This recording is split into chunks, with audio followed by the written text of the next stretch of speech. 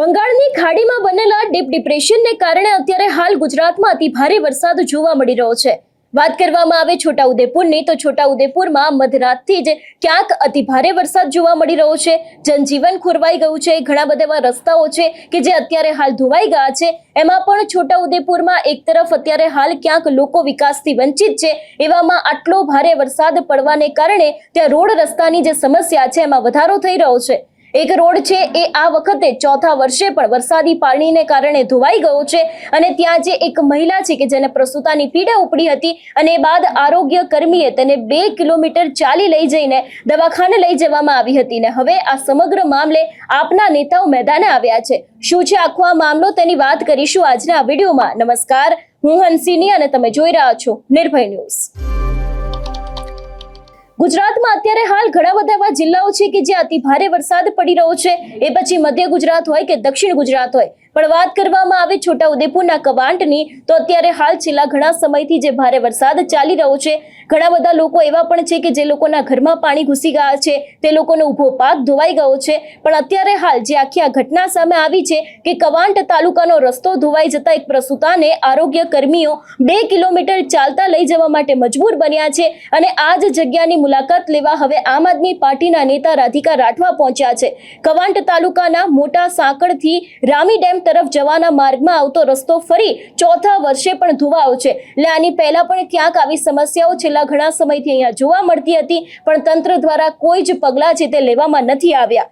રામી ડેમનો ખાંડીબારા તરફ જવાનો રસ્તો પ્રશ્ન અનેક વર્ષોથી ચાલી રહ્યા છે, તેમ છતાં પણ અહીંયા તંત્રના લોકો દ્વારા કશા જ કામ કરવામાં નથી આવ્યા અને આ વર્ષે ફરી એક વખત આ જ રોડની હાલત તેવી જ થઈ છે। એટલું જ નહીં, રાધિકા રાઠવા એવું પણ કહ્યું છે કે સરકારને હું અપીલ કરવા માંગુ છું કે આ રસ્તા માટે તમે તાત્કાલિક જે પુલ છે તેને મંજૂર કરવામાં આવે, જેથી કરીને અહીંયા લોકો છે એ લોકોને વધારે મુશ્કેલી ન પડે। જે રીતે રાધિકા રાઠવા એ જગ્યા ઉપર પહોંચ્યા હતા એ દ્રશ્યો ઉપર નજર કરીએ।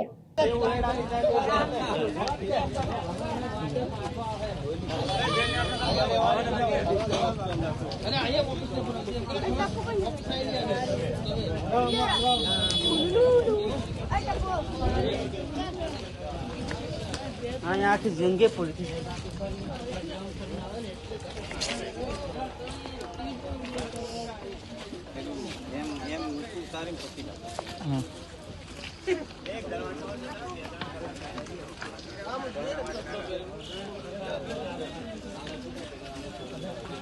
કાલે જે ઘટના અહીંયા ખંડીબારા જવાનો જે રસ્તો છે રામી ડેમનો, આ રસ્તો જે છે વર્ષોથી આનો પ્રશ્ન છે। વ્યવસ્થિત રોડ નથી અહીંયા બનતા, જ્યારે દેખો પુરાણ કરીને આનું તંત્ર ખાલી સમાધાન કરી દે છે।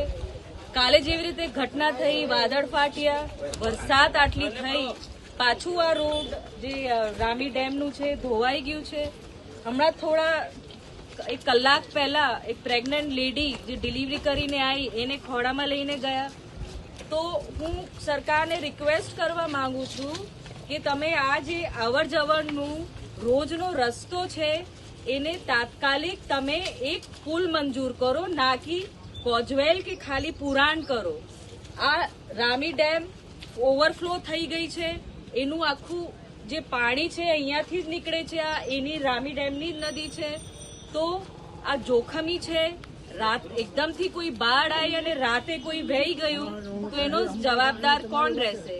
આ બહુ ગંભીર રોડ છે, એટલે આ તંત્ર ગંભીરતાથી આને પુલ તાત્કાલિક આનું નિર્માણ કરીને બનાવે। અમે સરકારનું કરવા પૂર્વના થાય તો સરપંચ શું કરી દેવાય? વિડીયો પણ ઉતારી મોકલાયો એટલે આ તંત્ર દોડતું થયું। અશ્વંતભાઈ મોકલાયો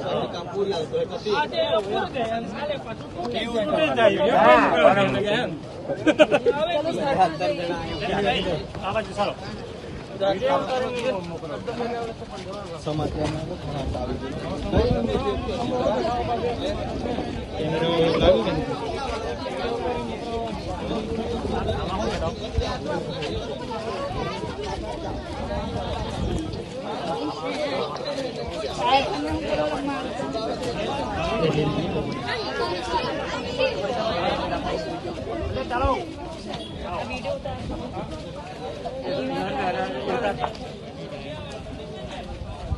આ વાસુ લઈને ગઈ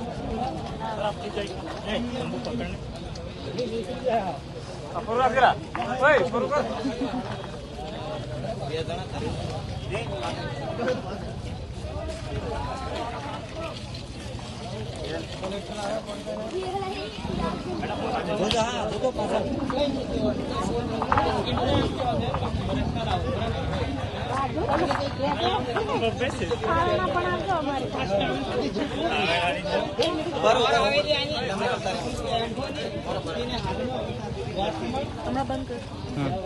હવે એક તરફ અત્યારે હાલ છોટાઉદેપુરમાં અતિ ભારે વરસાદ જોવા મળી રહ્યો છે. ક્યાંક જનજીવન ખોરવાઈ ગયું છે. ઘણા બધા એવા લોકો છે કે જે લોકોનું સ્થળાંતર કરાવવામાં આવી રહ્યું છે. બીજી બાજુ અત્યારે હાલ આમ આદમી પાર્ટીના નેતાઓ છે એ લોકો પણ દરેક જગ્યાએ જઈ રહ્યા છે. ત્યારે સવાલ ત્યાંના સીધા જ તંત્ર ઉપર ઊભા થઈ રહ્યા છે કે આટલા વર્ષોથી ત્યાં ભારતીય જનતા પાર્ટીનું શાસન છે, તેમ છતાં પણ જો એક રાતના વરસાદને કારણે છોટાઉદેપુરની હાલત આવી થઈ જતી હોય તો એ વિસ્તારમાં વિકાસ કેટલો થયો છે એ ક્યાંક આપણે સ્પષ્ટ રીતે જોઈ શકીએ છીએ. જોવાનું એ પણ રહેશે કે ખરેખર જે રીતે અહીંયા આમ આદમી પાર્ટીના નેતાઓ દ્વારા માંગ કરવામાં આવી છે, જે રીતે લોકો આટલા બધા હેરાન થઈ રહ્યા છે, તો તંત્ર દ્વારા કોઈ યોગ્ય પગલાં ભરવામાં આવશે કે પછી ત્યાંની પરિસ્થિતિ આમને આમ જ રહેશે. આ વિષયને લઈને તમારું શું માનવું છે અમને કમેન્ટ કરીને ચોક્કસથી જણાવજો. તેની સાથે અમારી ચેનલ નિર્ભય ન્યૂઝને લાઇક, શેર અને સબસ્ક્રાઇબ કરવાનું ભૂલશો નહીં. નમસ્કાર.